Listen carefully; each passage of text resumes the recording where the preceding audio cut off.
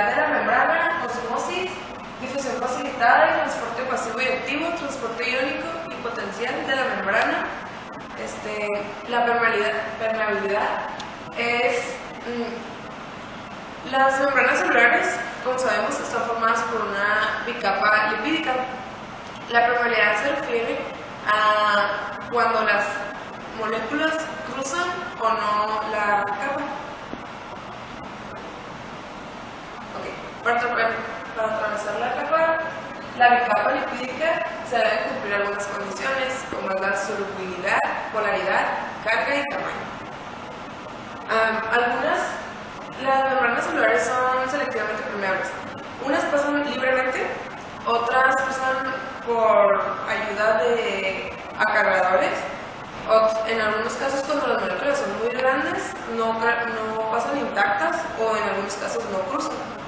Como se puede ver en la siguiente diapositiva, esa pasa libremente, no ocupa ayuda porque es pequeña. En cambio, esa ocupa la ayuda de un cargador o una proteína, en este caso. Y las que son más grandes no logran pasar. Los factores que afectan la permeabilidad es la liposolubilidad. Esto se refiere a que mientras sea más liposoluble, el soluto es más fácil que sea atravesado por la membrana. La presencia de transportadores es cuando hay transportadores, es más fácil la difusión. Y el tamaño de los poros, pues cuanto más grande sea el poro, mejor, incluso más fácil. El tamaño real de los poros. Hay casos en los que se juntan los iones y se pueden hacer más grandes los poros, pues también facilita la permeabilidad. Y los iones se pueden, según su gradiente de concentración, esto se refiere a la carga eléctrica de los iones. La osmosis. La osmosis es una difusión pasiva. Se caracteriza por el paso de agua a través de la membrana. La mayoría permite el movimiento de la mayoría de los solutos cuando es la osmosis.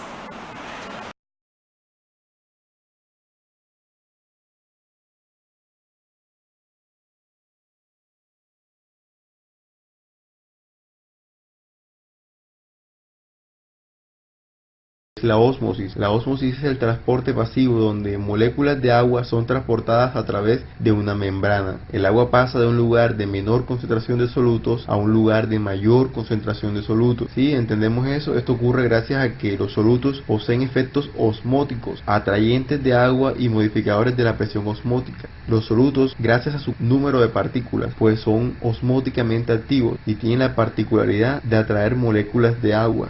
Entonces, donde haya mayor concentración de solutos, hacia este sitio se van a dirigir las moléculas de agua. Gracias a la semipermeabilidad de la célula, que ya dijimos, de la membrana, hay determinados solutos que se mantienen en el líquido extracelular y otros que se mantienen en el líquido intracelular, y esto es lo que le da la efectividad y la capacidad de atraer agua.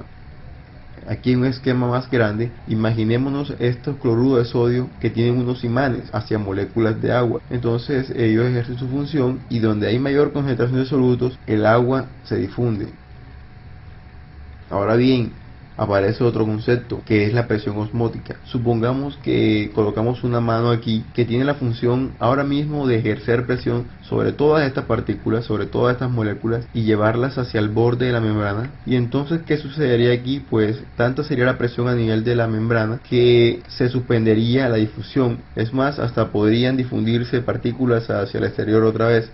A esta presión exacta en la cual se suspende la difusión por la presión a nivel de la membrana se le llama presión osmótica. Esto obviamente es un ejemplo que representa lo que sucede a nivel intracelular cuando hay un aumento de las cargas osmóticas en el interior, o sea, un aumento de los solutos.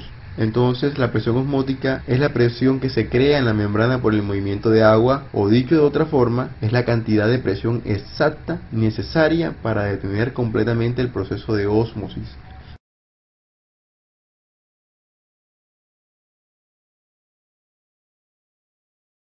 Pues en un medio isotónico. ¿Por qué isotónico? Porque su número de solutos está equilibrado con respecto al número de solutos que hay en el interior de una célula. Esta disolución es una disolución isotónica. Entonces, la ósmosis, ¿cómo se ve afectada aquí? Pues hay una entrada y salida normal de agua. En cuanto a que las concentraciones son muy parecidas, entonces el flujo de agua va a ser netamente de cero, pues se mantiene una ósmosis regulada y pues no muy exagerada. Pero ¿qué pasaría si fuéramos a un medio diferente? Un medio hipotónico, por ejemplo, posee una concentración muy disminuida de solutos con respecto al medio interno de la célula. Entonces, ¿qué pasaría aquí? En el interior de la célula hay muchos solutos, y como dijimos que la ósmosis es obligada por la concentración de solutos, lo que sucedería es que toda esa agua ingresaría al lugar donde hay mayor concentración de solutos. Entonces la célula se hincha. Entonces llegaría un punto que la célula se hincharía tanto y se haría lisis y moriría. Bueno, pasemos ahora a otro medio, un medio hipertónico. La palabra hipertónica quiere decir que su concentración de osmoles efectivos es demasiado superior al medio interno, que es el líquido intracelular. Entonces, ¿qué pasaría? Lo mismo que sucedió anteriormente, pero a la inversa. Donde hay mayor concentración de solutos, se está llamando agua. Entonces el agua se supone que va a salir del interior de la célula hacia el exterior, donde se está necesitando para compensar esta diferencia osmótica. Automáticamente la célula quedaría sin contenido intracelular. Entonces ya vimos cómo es importante conocer el mecanismo de ósmosis, cómo los electrolitos, la glucosa, el glicerol, pues los solutos tienen un efecto a nivel del transporte de agua en nuestro cuerpo. Se termina.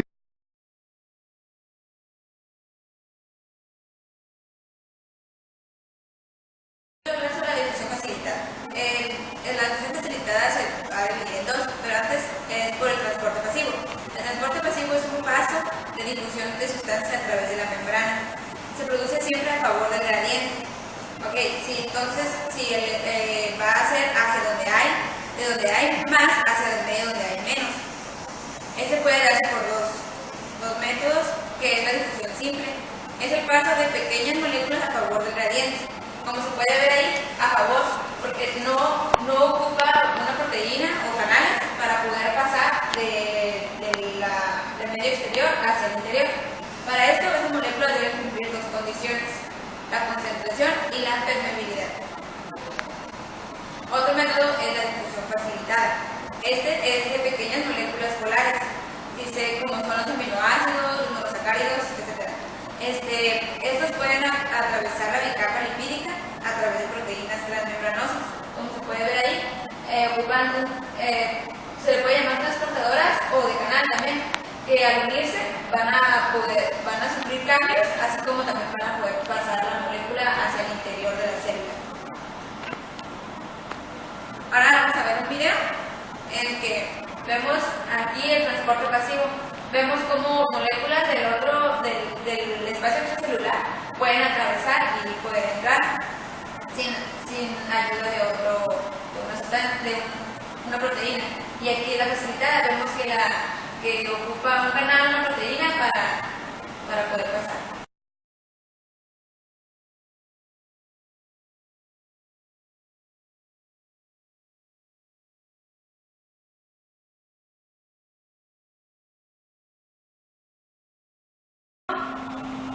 Es cuando las moléculas se mueven espontáneamente a través de la membrana en contra de un gradiente de concentración, ya sea para partículas sin carga o partículas con carga. Cuando utiliza partículas sin carga, utiliza el gradiente de concentración, y cuando es para partículas cargadas, utiliza el gradiente electroquímico. Es por eso que para que se lleve a cabo este tipo de transporte es necesario el uso de energía.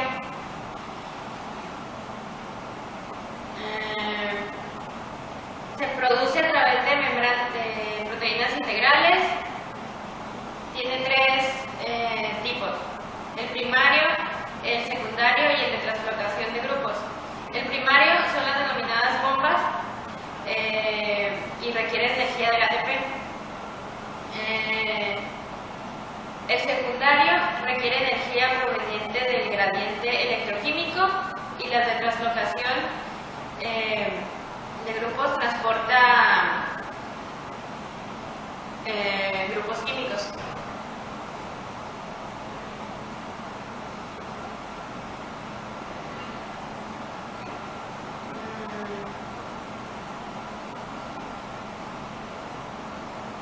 El transporte activo de moléculas a través de la membrana celular se realiza en dirección ascendente o que viene siendo en contra del gradiente de concentración. Utiliza transportadores, que son los unitransportadores, los antiportadores y los simiportadores. Los uniportadores son proteínas que transportan una molécula en un solo sentido a través de la membrana. Los antiportadores incluyen proteínas que transportan una sustancia en un sentido, mientras que simultáneamente transportan otra en el sentido opuesto. Los simiportadores son proteínas que transportan una sustancia junto con otras. Uno de los ejemplos de transporte primario es la bomba de sodio y potasio, que se encuentra en todas las células del organismo. En cada ciclo consume una molécula de ATP y es la encargada de transportar 2 iones de potasio que logran integrarse a la célula. Por ATP hay gradientes de protones generados por otras proteínas para sintetizar ATP, que son las denominadas ATP-asas, de tipo F, tipo B, tipo P y tipo ABC. Las tipo P se encuentran en vacuolas acidificadas.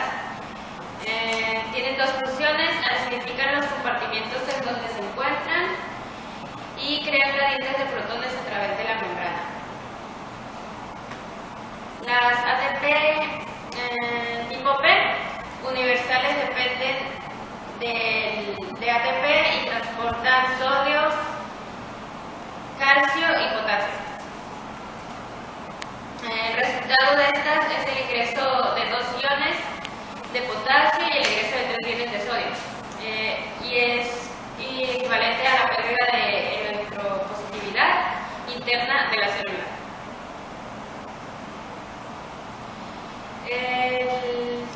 El transporte secundario o cotransporte normalmente intercambia calcio y sodio. Transporta calcio iónico hacia el exterior de la célula, empleado para ello el gradiente de sodio.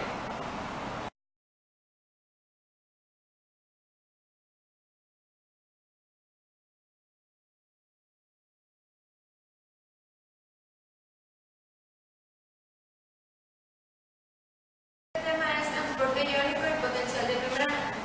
Comenzando por el transporte iónico, este tiene la función de regular las funciones del sistema nervioso y de los músculos. Los canales iónicos se estudian por medio de la electrofisiología y para los años 60 ya se hacían registros análogos.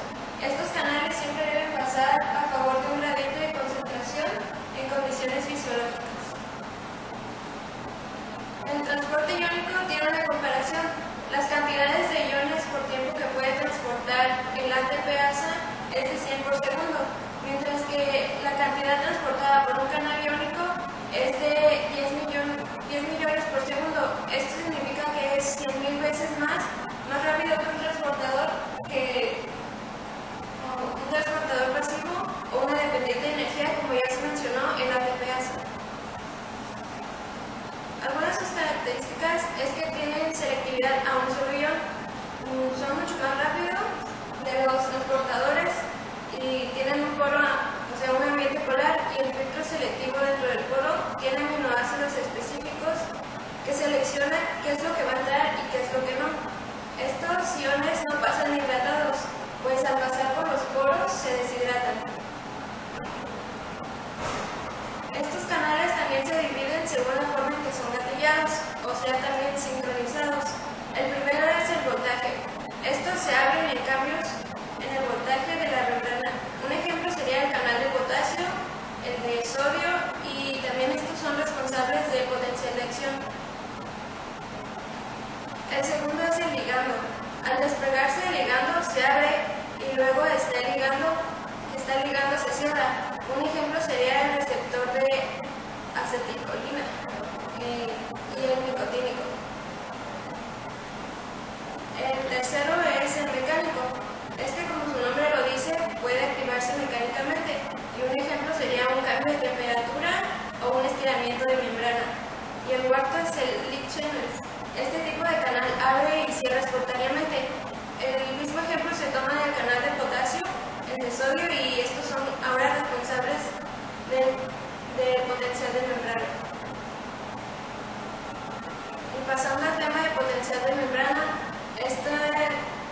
todas las células tienen actividad eléctrica y son autoexcitables. Esto quiere decir que producen sus propios impulsos electroquímicos.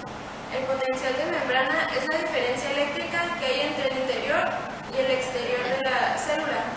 En reposo la célula está polarizada, es decir, que con las cargas positivas está afuera y con la negativa está por dentro. El potencial se genera por la distribución desigual de iones, como antes se mencionó, entre negativa y positiva. Una de sus características es que normalmente hay potenciales eléctricos a través de las membranas en todas las células. De las células, de las cuales son las células nerviosas y musculares, como antes se mencionó, las autoexcitables. Y en sus membranas y en muchos casos transmiten señales a lo largo de las mismas. ¿Cómo se genera el potencial de membrana? Este se genera porque hay una distribución desigual de iones a través de la misma y porque la membrana tiene permeabilidad selectiva para las especies iónicas presentes.